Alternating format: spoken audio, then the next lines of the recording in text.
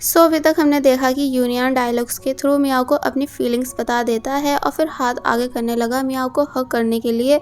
तो तब मियाओ, जो कि वो भी काफी ज्यादा इमोशनल हो चुकी थी, वो आगे बढ़ने लगती है। लेकिन तभी मिस कोको ने बीच में आकर सारा सीन खराब कर दिया। यानी वो बोली कि वाओ, तुम दोनों ने क्या एक्टिंग की है। तो तब मियाओ पीछे हो जाती है।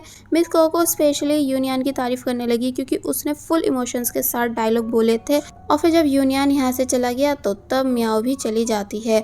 यूनियन जल्दी से बाहर आकर पानी पीने लगता है क्योंकि उसकी हार्ट बीट फास्ट हो चुकी थी। यहाँ तक कि उसने बॉटल के पैसे भी नहीं दिए थे, बस जल्दी जल्दी से पानी पीने लगा था। इसका मतलब वो मियाओ को सब बताने के बाद नर्वस फील कर रहा है। तो वहीं अपने रूम में बैठकर मियाओ भी बार बार यूनियन के ही बारे में सोचती है। तो वहीं वांगी ड्रामा के कॉस्ट्यूम के लिए लिली का साइज ले रही थी, जो सब लिली को काफी ज्यादा लग रहा था। इसलिए उसने वांगी से लड़ना शुरू कर दिया, ये बोलकर कि मैं इतनी फैटी नहीं हूँ जितना तुम जानबूझकर मेरा साइज ले रही हो, बल्कि सुपर फैटी तुम खुद हो। वांगी भी लिली की बातों से चिढ़ जाती है, इसलिए दोनों में लड़ाई होने लगी कि तभी यूजिन यहाँ आ गई यूनियन से कॉल पे बात करते हुए। एक्चुअली वो यूनियन को बता रही है कि तुम्हारा कैमरा गलती से मेरे पास आ चुका है। और फिर जब उस कैमरा को रख कर चली गई तो तब मियाओ नॉन स्टॉप यूनियन के कैमरा को देखने लगी। अब हमें मॉर्निंग का सीन दिखाया गया, जहाँ मियाओ जब जैसी सोकर उठी तो तब देखती है कि वांगी लिली की ड्रेस बनाते बनाते सो चुकी है। इसलिए मियाओ ने वांगी को ब्लैंकेट में कवर किया और फिर वांगी के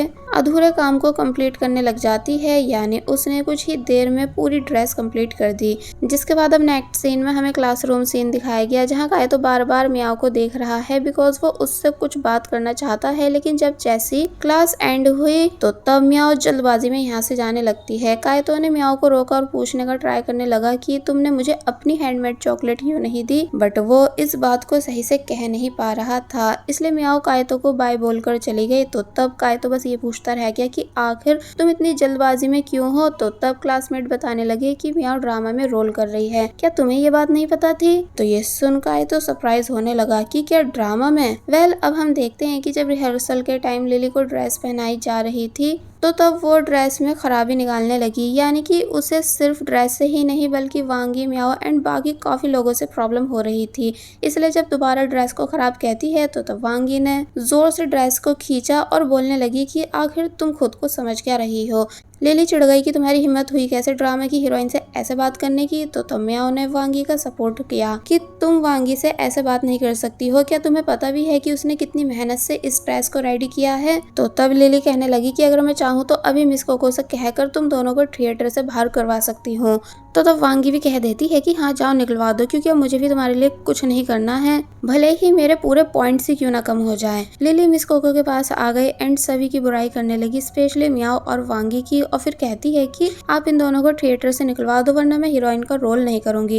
एंड आपको पता है ना कि इस रोल को मुझसे अच्छा कोई भी नहीं कर सकता। मिस कोको पहले तो लिली को शांत कराने की कोशिश करती है, लेकिन जब लिली मानी नहीं बल्कि मिस कोको को भी एटीट्यूड दिखाने लगी तो तब वो कहती है कि ठीक है, मैं फिर से तुम्हारे और मियाओ के बीच ऑडिशन कराने वाली हूँ, फिर जो ज्यादा अच्छा परफॉर्म करेगा उसे ही रख लिया जाएगा। जिसके बाद ये सीन यहीं कट हुआ और अब हमें दिखाया गया कि लिली गिरने की एक्टिंग कर रही है, लेकिन वो उससे सही से हो नहीं रही थी। बट जब यही सेम एक्टिंग मियाओ ने की तो तब उसने एकदम परफेक्ट की, जिस वजह से सब उससे इम्प्रेस हो गए। लिली ने एक और चांस मांगा और फिर जब दोबारा गिरती है तो तब भी उसका गिरना फेक लग रहा था। इसलिए मिस कोको बिना देरी करे लिली को हटाकर मियाओ को मेन हीरोइन अनाउंस कर देती हैं। तो तब लिली बहुत ही ज्यादा गुस्सा हो गई, यानी कि मियाओ से चिढ़ने लगी। जिसके बाद अब हम देखते हैं कि जब मिस कोको यूनियन और मियाओ को साथ में खड़ा करके देख रही थी तो तब उन्हें कुछ कमी लगी, इसलिए बोली कि मियाओ जाओ पहले तुम भी कॉस्ट्यूम पहनकर आओ। और फिर वांगी के पास आकर कहती हैं कि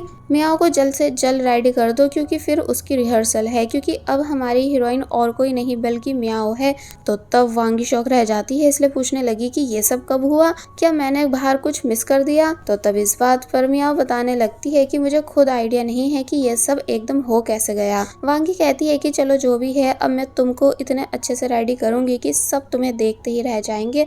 और फिर मेकअप बॉक्स निकाल कर वांगी ने मियाओ को काफी अच्छे से रेडी करना स्टार्ट कर दिया, यानी कि आज फर्स्ट टाइम मियाओ का प्रॉपर मेकओवर हो रहा है। जिसके बाद ये सीन यहीं कट होता है एंड हमको रिहर्सल सीन दिखाया गया कि जब यूनियन मियाओ के आने का वेट कर रहा था कि तभी मियाओ फुल रेडी होकर आई, जिसको देखने के लिए वो जब जैसे टर्न हुआ तो तब यूनियन मियाओ को बस देखता ही रह गया।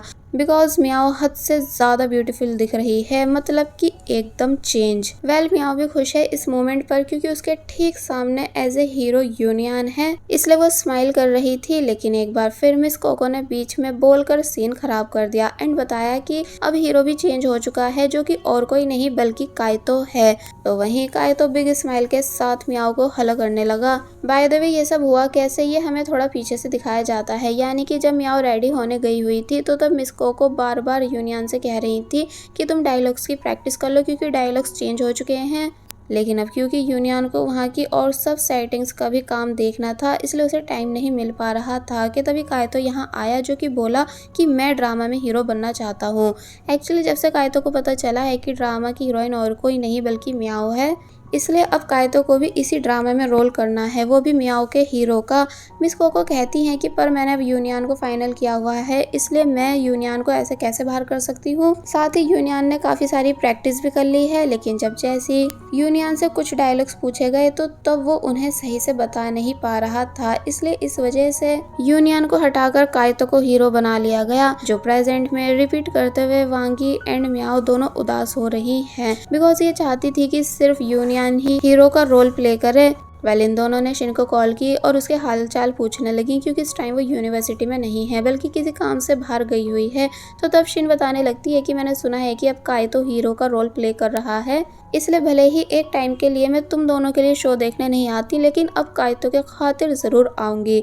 तो तब मियाओ और वांगी शिन को डांटने लगी कि इसका मतलब तुम्हारे लिए सिर्फ काइतो इम्पोर्टेंट है। तो तब शिन हंसने लग जाती है और फिर कहती है कि सॉरी, मैं तो सिर्फ मजाक कर रही थी। वेल अब हमें नेक्स्ट डे का सीन दिखाया गया, जहाँ अब काइतो एंड मियाओ इन दोनों को सभी लाइन्स, डायलॉग एंड और भी कई चीज़ों के बारे में बताया जा रहा था। तो तब इन दोनों को साथ में देखकर यूनियन बहुत ही ज़्यादा उदास होने लगा, इतना ज्यादा कि गलती से अपने फेस पर चोट मार लेता है। जिसके बाद अब हम देखते हैं कि जब यूनियन अपना काम कर रहा था तो तब उसके फेस पर बैंडेज लगी हुई थी एंड साथ ही उसे बार बार मियाओ का भी ख्याल आता जा रहा है। जिसके बाद अब हमें रात का सीन दिखाया गया कि जब यूजिन मियाओ के कैमरा में से वर्क रिलेटेड वीडियोस निकाल रही थी कि तभी शॉक रह जाती है ये देखकर कि इसमें मियाओ की फोटो भी है। इसलिए कैंटीन का वो दिन याद करने लगी जब निंग ने बताया था कि यूनियन सिर्फ बिल्डिंग्स की फोटो लेता है, इसलिए सोचने लगी कि अगर ऐसा है तो अब उसने मियाओ की फोटो क्यों ले रखी है। कि तभी मियाओ एंड वांगी ये दोनों भी रूम में आ जाती हैं, जिनको देखते ही पहले तो यूजिन ने फोटो हाइड कर ली, लेकिन फिर बाद में मियाओ से इस बारे में पूछने लगी।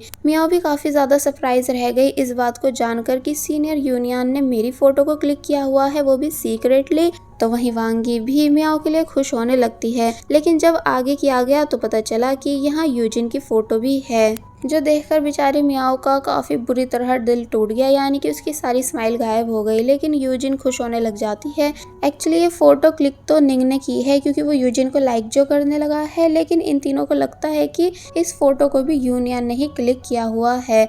मियाओ कहती है कि नाइस पिक्चर और फिर तभी उदासी के साथ सोने जाने लगी, बिकॉज अब उसे लग रहा है कि शायद सीनियर यूनियन मुझे नहीं बल्कि यूजिन को लाइक करते हैं। तो वहीं यूजिन को भी सब समझ आ रहा था कि मेरी फोटो देखने के बाद मियाओ का मूड खराब हुआ, बट वो तब भी खुश है ये जानकर कि यूनियन के दिल में उसके लिए भी थोड़ी बहुत फीलिंग है। मियाओ बेचारी सदमे में रोना तक शुरू कर देती है और बस फिर ये सीन यहीं एंड हो गया। जिसके बाद अब नेक्स्ट डे हमें दिखाया गया कि मियाओ को रेडी कराने में मिस कोको उसकी हेल्प करा रही थी और फिर बोली कि मैंने सुना कि तुमने खुद इस कॉस्ट्यूम को डिजाइन किया है। मियाओ बताती है कि हाँ, तो तब वो कहने लगती है कि तुम्हें आर्किटेक्चर मेजर चेंज करके हमारे फैशन डिजाइनिंग डिपार्टमेंट में आ जाना चाहिए क्योंकि तुम इसी डिपार्टमेंट के लिए बनी हो। तो तब मियाओ बोलती है कि हाँ, मैं इस बारे में सोचूंगी। तो वहीं काइतो नॉन स्टॉप मियाओ को देखता जा रहा था क्योंकि उसे भी मियाओ आफ्टर मेकओवर बहुत ही ज्यादा ब्यूटीफुल दिख रही थी। वांगी मियाओ के पास आई और बोली कि मुझे पता है कि तुम्हारा मूड कल की फोटो देखकर खराब है, लेकिन डोंट वरी, सब ठीक हो जाएगा। तो तब मियाओ समझाने लगती है कि हाँ, मैं अब बिल्कुल ठीक हूँ, फिलहाल मुझे शो पर फोकस देना चाहिए। जिसके बाद अब हम निंग को देखते हैं जो कि थोड़ी बहुत अर्निंग के लिए फ्लावर्स बुकेट बेच रहा है, जो कि सब बिक भी गए सिर्फ 2 को छोड़कर। तो तब उनमें से एक यूनियन ने ले लिया, ये बताकर कि इस पर डोरेमोन लगा है जो कि मियाओ का फेवरेट है, इसलिए मैं उसे गिफ्ट करना चाहता हूँ। तो तब निंग हैरान होने लगता है कि सच सच बताओ कि कहीं तुम मियाओ को लाइक तो नहीं करने लगे हो, तभी देखो तुम्हें उसकी चॉइस के बारे में भी पता है। तो तब यूनियन बोलता है कि नहीं, ऐसा नहीं है, बल्कि मियाओ को तो बचपन से डोरेमोन पसंद है, तभी तो वो सभी पेंटिंग सिर्फ डोरेमोन की ही बनाती है। है तो तब निंग चुप हो गया। जिसके बाद अब हम थिएटर का सीन देखते हैं जहां और सब डिपार्टमेंट की परफॉर्मेंस चल रही थी जिसको सभी एंजॉय भी कर रहे थे।